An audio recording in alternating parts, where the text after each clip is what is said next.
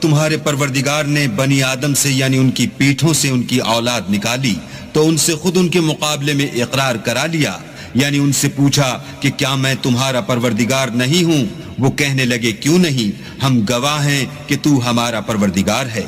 یہ اقرار اس لیے کرایا تھا کہ قیامت کے دن کہیں یوں نہ کہنے لگو کہ ہم کو تو اس کی خبر ہی نہ تھی، یا یہ نہ کہو کہ شرک تو پہلے ہمارے بڑوں نے کیا تھا اور ہم تو ان کی اولاد تھے جو ان کے بعد پیدا ہوئے، تو کیا جو کام اہل باطل کرتے رہے اس کے بدلے تو ہمیں ہلاک کرتا ہے؟ اور اسی طرح ہم اپنی آیتیں کھول کھول کر بیان کرتے ہیں تاکہ یہ رجوع کریں، اور ان کو اس شخص کا حال پڑھ کر سنا دو جس کو ہم نے اپنی آیتیں عطا فرمائیں اور ہفت پارچائے علم شرعی سے مزین کیا تو اس نے ان کو اتار دیا، پھر شیطان اس کے پیچھے لگا تو وہ گمراہوں میں ہو گیا۔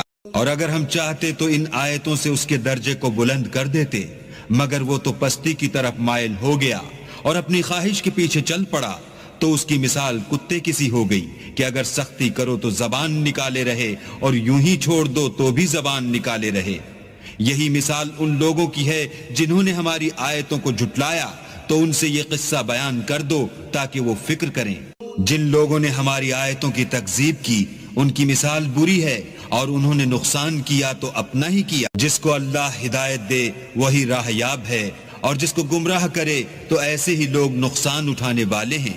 اور ہم نے بہت سے جن اور انسان دوزخ کے لیے پیدا کیے ہیں، ان کے دل ہیں لیکن ان سے سمجھتے نہیں، اور ان کی آنکھیں ہیں مگر ان سے دیکھتے نہیں، اور ان کے کان ہیں پر ان سے سنتے نہیں۔ یہ لوگ بالکل چار پایوں کی طرح ہیں، بلکہ ان سے بھی بھٹکے ہوئے۔ یہی وہ ہیں جو غفلت میں پڑے ہوئے ہیں۔ اور اللہ کے سب نام اچھے ہی اچھے ہیں، تو اس کو اس کے ناموں سے پکارا کرو، اور جو لوگ اس کے ناموں میں کجی اختیار کرتے ہیں ان کو چھوڑ دو، وہ جو کچھ کر رہے ہیں ان قریب اس کی سزا پائیں گے۔ اور ہماری مخلوقات میں سے ایک وہ لوگ ہیں جو حق کا رستہ بتاتے ہیں اور اسی کے ساتھ انصاف کرتے ہیں۔ اور جن لوگوں نے ہماری آیتوں کو جھٹلایا ان کو بتدریج اس طریق سے پکڑیں گے کہ ان کو معلوم ہی نہ ہوگا، اور میں ان کو مہلت دیے جاتا ہوں، میری تدبیر بڑی مضبوط ہے۔ کیا انہوں نے غور نہیں کیا کہ ان کے رفیق محمد صلی اللہ علیہ وآلہ وسلم کو کسی طرح کا بھی جنون نہیں ہے؟ وہ تو ظاہر ظہور ڈر سنانے والے ہیں۔ کیا انہوں نے آسمان اور زمین کی بادشاہت میں اور جو چیزیں اللہ نے پیدا کی ہیں ان پر نظر نہیں کی، اور اس بات پر خیال نہیں کیا کہ عجب نہیں ان کی موت کا وقت نزدیک پہنچ گیا ہو، تو اس کے بعد وہ اور کس بات پر ایمان لائیں گے؟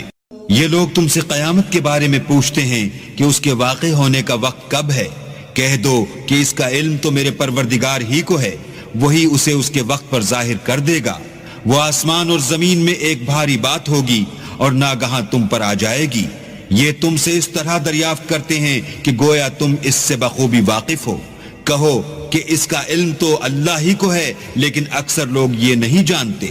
کہہ دو کہ میں اپنے فائدے اور نقصان کا کچھ بھی اختیار نہیں رکھتا مگر جو اللہ چاہے، اور اگر میں غیب کی باتیں جانتا ہوتا تو بہت سے فائدے جمع کر لیتا اور مجھ کو کوئی تکلیف نہ پہنچتی۔ میں تو مومنوں کو ڈر اور خوشخبری سنانے والا